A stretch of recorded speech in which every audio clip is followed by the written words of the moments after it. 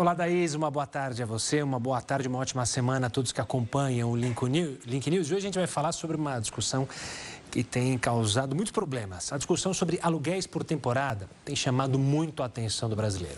Com o crescimento do setor, que no ano passado movimentou 100 bilhões de reais, muitos condomínios têm registrado conflitos. A reclamação dos moradores recai na mudança da rotina, porque muitos dos temporários não respeitam as normas do local. No início de maio, a segunda sessão do Superior Tribunal de Justiça estabeleceu que a utilização de imóveis em condomínios para estadia de curta temporada será definida pelos próprios condomínios em assembleia.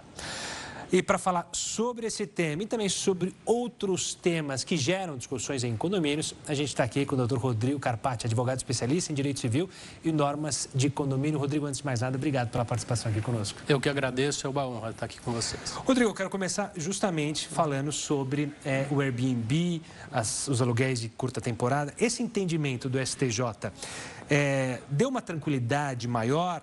Na prática, o que essa decisão define e significa para os condomínios? Então, ele deu uma tranquilidade para os condomínios, para os síndicos, para os administradores e para aqueles que querem tranquilidade. Para aquele que quer locar, viver de rendimento através de plataformas de aplicativo, trouxe um grande problema. E como a gente estava falando antes, imóveis que foram muitas vezes projetados para isso, mas que não passaram pela previsão na convenção. Então, o que o STJ fez hoje? Ele vai ser firmada uma tese em cima dessa decisão que foi realizada recentemente pela segunda sessão do STJ, quando reúne a terceira e a quarta turma. Foi firmado o entendimento que é importante, ou seja, é imprescindível que 2/3 definam se é possível ou não, porque a destinação condominial é residencial via de regra, mas é possível que os condôminos sentem e ajustem para que 2/3 alterem a convenção e seja possível, sim, a locação através de aplicativos. Essa é a grande questão, mas 2/3 é um número significativo para que isso ocorra. Então, via de regra, quando a finalidade for residencial, fica proibida a locação. E o STJ, ele vai firmar uma tese. Então, os recursos ficam suspensos até que seja definida uma tese que vai sim obrigar todas as outras instâncias a decidir no mesmo sentido. Condomínios que ainda ou que não foram para a judicialização e que querem definir, regularizar isso. Então precisa de uma convenção e aí 2/3 vão decidir se pode ou não pode esse condomínio de curta temporada. Esse é o caminho para apaziguar, digamos assim, um condomínio? Esse é o melhor caminho. Algumas convenções, alguns construtores, eles já colocam no bojo daquela convenção a previsão. Não é ilegal ter uma alocação através de aplicativos, através de curto espaço de duração. A questão é a falta de previsão que traz uma insegurança jurídica para aqueles adquirentes. A hora que você está na sua residência, você quer tranquilidade. Daí chega uma pessoa de mala. De outra forma, se isso está previsto, você já espera que a pessoa chegue ali de mala, você já comprou, tem um outro valor agregado. E a gente tem o outro lado, imóveis que são desvalorizados quando proibido e imóveis que ficam valorizados quando proibido. Depende do perfil do empreendimento. Claro. Agora, uma pergunta que tem ocorrido muito. Se um hóspede desse de curta duração causa dano, perturbação, quem que pode responder juridicamente por isso? O proprietário, a plataforma, ambos? Há uma definição quanto a isso? Há uma definição. Via de regra, o proprietário responde, mas como esse aplicativo de hospedagem, ele está suscetível ao Código de Defesa do Consumidor, ele muitas vezes responde solidariamente, porque a aferição de idoneidade daquela pessoa que vai entrar, muitas vezes acaba dando problema, a pessoa destrói, acaba furtando. Então, isso a Justiça já entendeu em diversos julgados que sim, a plataforma, em algumas vezes, dependendo da culpa, responde solidariamente ou algumas vezes até exclusivamente. Rodrigo, falando da legislação ainda, acho que muita gente acaba comprando um apartamento ou vai morar num apartamento e tem essa dúvida. Em via de regra, quem que define qual é a principal fonte das regras para o condomínio? É Código Civil? É convenção interna? É um regulamento? Quem que ali, na prática, define o que é certo e o que é errado, quais são as regras a serem seguidas? Gustavo, a convenção norteia toda a vida condominial, mas ela não pode contrapor a lei. Então, nós temos um Código Civil, que é uma norma de direito público realizado pelo Estado, e depois nós temos a convenção. O que é a convenção? A convenção é um acordo realizado pelo particular. Ela está inserida no direito privado.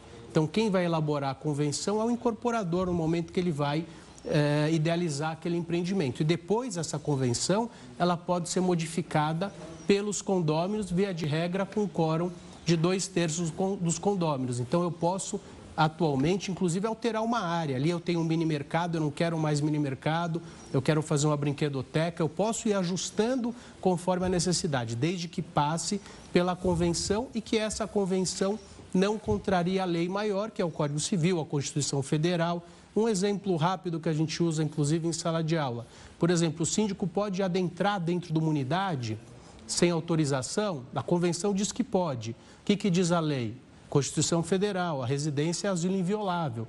Então, a convenção feita pelo particular não pode contrapor a lei federal. Então, existem limites, mas ela pode dispor, ela não pode proibir um animal dentro de um condomínio, mas ela pode regular o uso, ela pode regular se esse animal vai subir pelo elevador de serviço, que ele não pode transitar em áreas comuns. Então, a lei maior é sempre a Constituição, o Código Civil, leis federais, estaduais, em âmbito municipal. Depois, nós temos o Código Civil, que trata dos artigos da seara do condomínio edilício, e depois a convenção, o regimento interno e as decisões assembleares, que também devem respeitar os limites do que foi definido em convenção. Ela pode contrariar? Pode, desde que ela altere aquele instrumento com o quórum pertinente. Falando de uma dessas mudanças que muitas vezes ocorrem, ou até regras que são definidas pela incorporadora, tem crescido muito uma prática em condomínios que liberam e restringem acesso a determinadas áreas. Ou seja, pode usar academia, piscina, o salão de festas, mas depende de qual apartamento que você comprou. Apartamento menor não pode chegar aqui. Isso juridicamente pode, num condomínio, você definir quem pode ou quem não pode, mesmo ele sendo um proprietário? Então, eu acho que é complicado, mas existem ferramentas jurídicas. Eu não posso, por exemplo, proibir um devedor de usar uma área comum, porque eu estou aviltando o direito de propriedade. Mas se eu construir um edifício com uma concepção, e hoje, cada vez mais os edifícios são mais elaborados. Eu posso construir um edifício, a Torre A, que dá acesso à área de lazer A, e a Torre B, que tem um perfil diferenciado, que vai dar acesso à área A mais à área B. Então, eu posso restringir desde que isso esteja na instituição daquele empreendimento e não seja algo que possa trazer nenhum tipo de diferenciação, desconforto em função daquele uso. Mas sim, é possível, desde que juridicamente construído, não o impedimento de uso da área comum compartilhada por todos. Quero trazer um assunto também que tem sido comum, que é justamente reconhecimento facial. Em condomínios, né, muita gente tem trocado muitos funcionários por justamente uma segurança com câmeras, mas gera uma questão com Lei Geral de Proteção de Dados. Lhe pergunto, do ponto de vista da LGPD, não há problemas ou quais são os limites impostos para, se quiser colocar ali reconhecimento facial nas áreas comuns para adentrar ao prédio? Discute-se muito a questão da portaria virtual. Se ela traz mais segurança, traz menos, se ela é legal ou ilegal. Ela é legal. Inclusive, alguns sindicatos têm tentado impedir, os sindicatos inerentes aos funcionários de portaria, criando limites. Por exemplo, se você demitir, você é obrigado a manter 2 funcionários físicos. Isso tem dado uma grande discussão, inclusive com decisões favoráveis e desfavoráveis na Justiça. Em Brasília, tivemos uma lei recente nesse sentido, que acabou de ser derrubada, que impedia a contratação de portaria virtual. E depois desse embate gigantesco, a gente vai para a discussão se é possível ou não. Tivemos um caso recente na Justiça em que o morador se recusava a ingressar através do acesso virtual, dizia que ele não queria se identificar. Então, assim, a LGPD, ela protege a finalidade que tem aquela aquela legislação e aquele fim específico. Então, logicamente que esses dados não podem ser utilizados, Gustavo, para serem vendidos, para serem manuseados de forma incorreta, mas se for inerente à finalidade que se destina, por exemplo, à segurança, ao acesso, eles forem guardados, entendo que é sim possível e respeita a LGPD e é sim possível exigir que o condômino, para ingressar, utilize o acesso virtual. Mas falando sobre isso, condomínio que quer utilizar esse artifício, usar a portaria eletrônica, quais têm sido as principais falhas ao colocar isso? Porque me pergunto também, esses dados, se são vazados, o condomínio pode ter que pagar multa, que nem está na lei, eles estão sabendo disso, as pessoas sabem dessa preocupação, porque parece, claro, olha, vamos dar mais segurança com a eletrônica, mas se esquece que também há uma responsabilidade de quem cuida desses dados, não? Eu acho que a portaria eletrônica ela tem benefícios, mas é uma construção estrutural. Algumas portarias eletrônicas sem barreiras físicas também trazem problemas. E a outra situação é inerente aos dados. Então, existem muitos contratos mal elaborados, a obrigação é daquele que está fazendo a leitura daqueles dados sensíveis e não sensíveis, os dados das pessoas, mas o condomínio responde, sim, solidariamente pela guarda desses dados. Então, ele precisa contratualmente se proteger para que ele não incorra em nenhuma falha e seja obrigado a indenizar o condômino ou aquele usuário que foi infringido ou violado o seu direito de imagem ou de respeito à LGPD. Rodrigo, você falou mais cedo sobre animais, eu quero trazer a discussão também. O STJ já pacificou que condomínios não podem proibir, como você mencionou, animais que não causem incômodo, não pode limitar áreas, mas pode definir padrões a serem seguidos. Mas quanto à questão de perturbação, muita gente fala, o cachorro late demais, o cachorro late de menos. Quem que define o que é perturbar ou não perturbar? Isso pode dar uma confusão também entre os condomínios? Eu vou falar, o vizinho reclamar do cachorro que late demais. Aí o outro fala, mas é cachorro, vai latir. Então, Gustavo, o barulho, ele é sempre, apesar de ser real, ele é relativo como eu sinto o barulho. Então, um barulho que não me incomoda pode te incomodar. Então, o limite ele é muito tênue e muito subjetivo. Então, essa é a grande problemática. Nós temos leis e temos ABNTs específicas que trazem os limites de decibéis.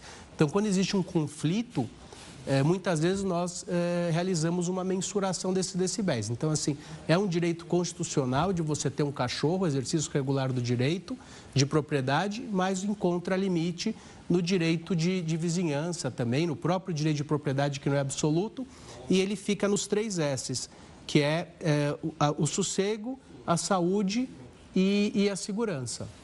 Então, se aquele animal latir de forma intermitente, se aquele animal estiver transmitindo doença ou for um animal que oferece risco, ele pode ser impedido de estar ali. A questão é qual o limite desse barulho, o quanto ele late, o quanto incomoda. Infelizmente é subjetivo, igual fumar na unidade, o quanto incomoda. Algumas questões são muito relativas e a gente tem que buscar sempre o bom senso, algumas vezes mensurar. Por isso que é importante trabalhar a coletividade, trabalhar culturalmente, em assembleias, discussões, síndicos. É uma ciência que não envolve só direito, envolve psicologia, relacionamento, arquitetura, engenharia e tudo mais. Claro. Rodrigo, eu queria também falar sobre a questão de visitantes. A gente tem cada vez mais pessoas morando em prédios, em condomínios e recebem visitantes, ou seja, ou para fazer uma festa ou porque tem uma piscina. Existe regulamento que pode limitar o número de visitantes? Um síndico pode definir, olha, você só pode receber 3 pessoas para participarem aqui da sua festa na piscina, ou quando é festa no salão de festas, você pode receber o quanto vocês quiserem. Existe um regulamento que pode definir esse número de visitantes? Então, existem ABNTs que dizem o espaço razoável por pessoa, inclusive em festas. Então, não sei exatamente de cabeça, mas 1 metro quadrado por pessoa. Então, se ele tiver, esse é um valor hipotético, se ele tiver, por exemplo, uma justificativa plausível, ele pode sim trazer um número. Olha, aquele salão de festas comporta 20 pessoas. Eu fiz um estudo com base nas ABNTs, então não serão liberados mais de 20 pessoas. Desde que justificado, ele pode. O que ele não pode é indiscriminadamente falar, olha, só podem 2 pessoas ou não pode mais ter som. Mas por que não pode ter som? por causa do barulho. Então, ele pode trabalhar limitando o barulho. Então, ele pode trabalhar os decibéis, contanto que exista uma lei que restrinja. Quero falar agora também sobre a questão da inadimplência, que também é algo que tem gerado muita discussão entre condomínios. Quais são as consequências legais para um condômino inadimplente? Ou seja, a partir de quando que o condomínio pode agir judicialmente, de alguma forma, contra esse condômino? Então, não existe um momento... o momento legal é a partir do débito. A partir do primeiro dia que ele está devendo, o condomínio, se justificado, poderia, inclusive, ingressar com uma ação judicial. Nós temos um país gigantesco, condomínios de R$50 e condomínios de R$30 mil. Então, uma dívida de R$30 mil, no dia seguinte, ele pode distribuir uma ação judicial e cobrar. A consequência, em ambos os casos, é a pessoa perder aquela propriedade pela dívida. Em curto prazo, ela traz uma instabilidade financeira para todos, porque se eu tiver num prédio de 10 unidades uma pessoa devendo, eu tenho 10% de inadimplência e, via de regra, as previsões orçamentárias são enxutas, então aquele condomínio vai ter uma chamada extra em pôr mais 10%. Se eu tiver 2, 3 unidades em dívida, eu vou ter 30% a mais, o que traz um impacto muito grande. E o fim disso é a pessoa perder a unidade se ela não pagar. Mas eu tenho aquele devedor contumaz, ele deve hoje, ele paga, ele acerta. Isso atrapalha da mesma forma do que aquele que não paga nunca. E a lei autoriza expor o nome do inadimplente numa assembleia ou quando manda o boleto do condomínio. É possível fazer isso? Não se deve fazer isso? Como que deve agir o síndico dessa maneira?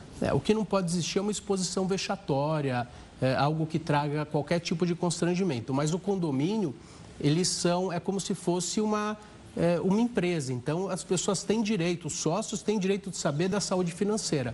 Então, não é algo proibido. É proibido expor no elevador, expor de forma vexatória numa assembleia, mas está naquela relação de inadimplentes, ter a numeração da unidade que está devendo, o valor, simplesmente para prestar contas, é possível e é, inclusive, uma obrigação legal do síndico a prestação de contas. Vamos falar de outro assunto também que está na moda, carregadores para carros. O morador quer instalar um carregador ali do carro elétrico na vaga. Ele precisa de uma autorização do condomínio ou é um direito da área dele, ele puxa ali a energia e pronto, faz o ponto dele? Como é que funciona, ou como é que tem funcionado essas negociações nos condomínios? Então, nós temos que separar alguns estados, algumas cidades têm buscado alterar a legislação. Por exemplo, em São Paulo, é um direito do condômino instalar e o condomínio vai negar somente se tiver uma incapacidade técnica, o que oferece um grande risco porque deixa o condomínio numa situação de cheque.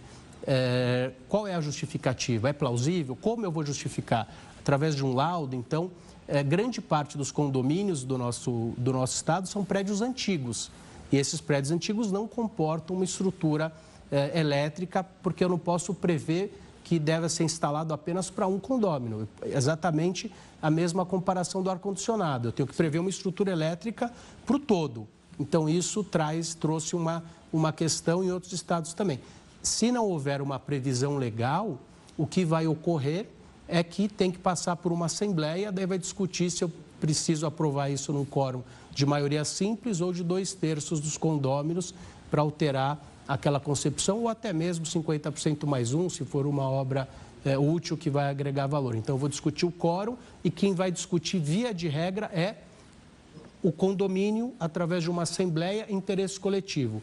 Em estados onde a lei já impôs, ou municípios em que a lei impôs o direito do condômino de instalar, cabe ao condomínio, não necessita levar para uma assembleia, cabe ao condomínio oferecer uma negativa se realmente não houver uma possibilidade técnica ou permitir dentro das normas legais.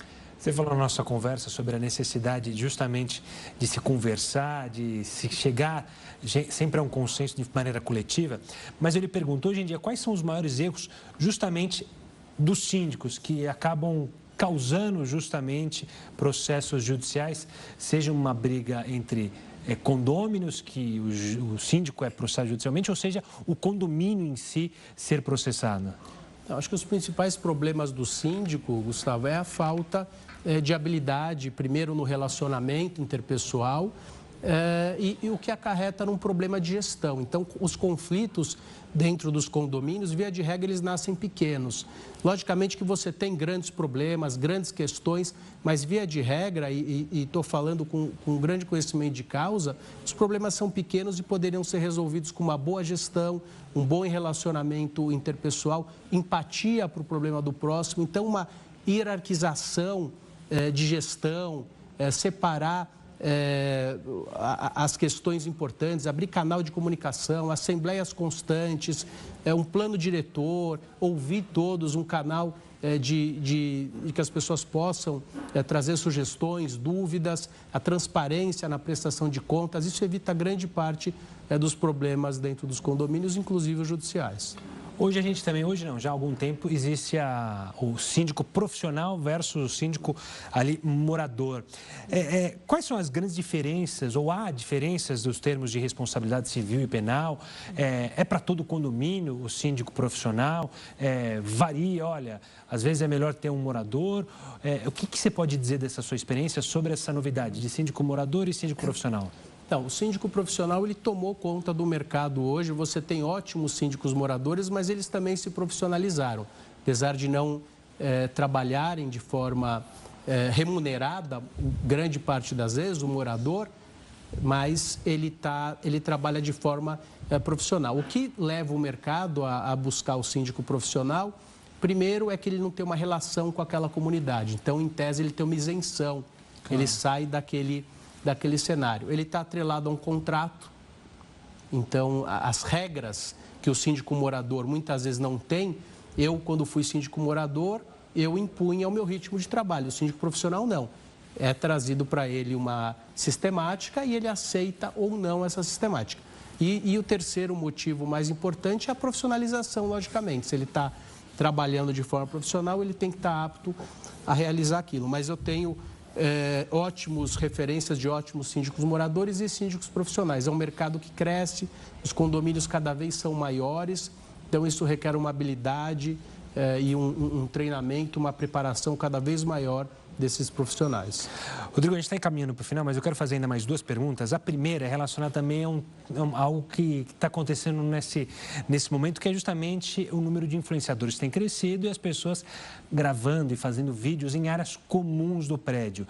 Como é que tem funcionado isso? É um problema, pode ser um problema para o condomínio pode restringir o uso dessas áreas para um vídeo que, teoricamente, é profissional, né? Afinal, são influenciadores. E se uma pessoa do condomínio aparece nessas imagens, isso pode gerar um problema para esse morador? O que você pode falar sobre esse tema tão atual hoje em dia?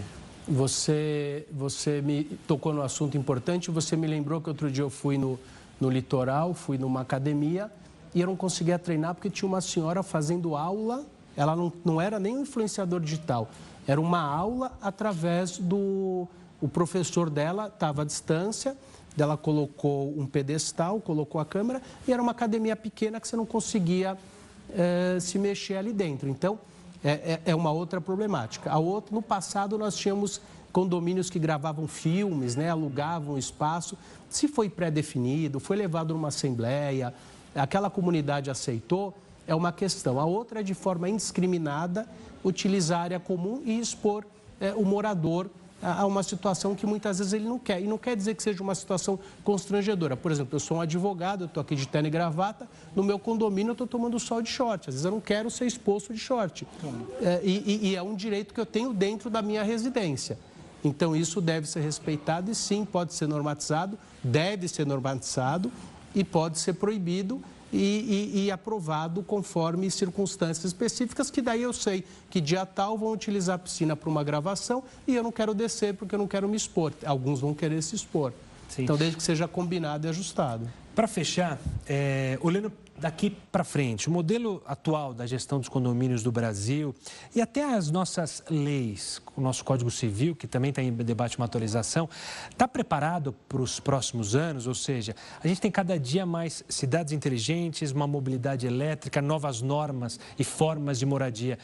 É importante a gente se atualizar? A gente está preparado para isso ou você vê com preocupação isso? Eu vejo com preocupação, eu tenho estudado a legislação da América Latina, inclusive de países europeus, a nossa tendência a litigar, e não é só uma tendência condominial, é uma tendência em países latinos, talvez a gente encontre isso na Itália, mas como nós temos aqui, é muito complicado e traz uma fragilidade jurídica muito grande, e os condomínios, nós temos países que existem legislações específicas que já merecem um condomínio.